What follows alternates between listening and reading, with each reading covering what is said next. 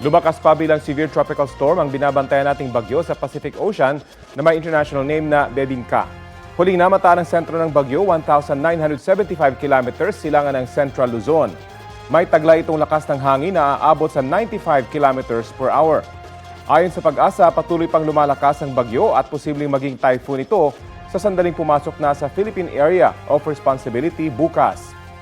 Hindi naman inaasahang maglalandfall sa bansa ang bagyo na tatawagin sa local name na Ferdy. Mararamdaman na ang trough o extension ng nasabing bagyo sa Cagayan Valley Region, Aurora, Quezon, Bicol Region, Eastern Visayas at Caraga Region. Nagsisimula na ring lumakas ang hanging habagat dahil sa bagyo. Maulan po ngayon sa ilang bahagi ng bansa. Ang ilang lugar sa Palawan, isinailalim sa orange o kay yellow rainfall warning. Pinaalerto ang mga residente mula sa banta ng baha. Itinaas naman ang rainfall advisory sa Siquijor, Leyte at ilang bahagi ng Southern Leyte at Negros Oriental.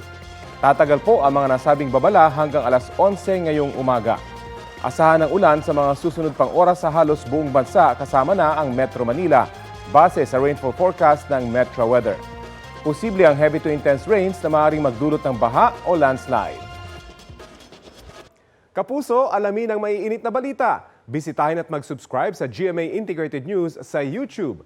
Sa mga kapuso abroad, samahan nyo kami sa GMA Pinoy TV at sa www.gmanews.tv.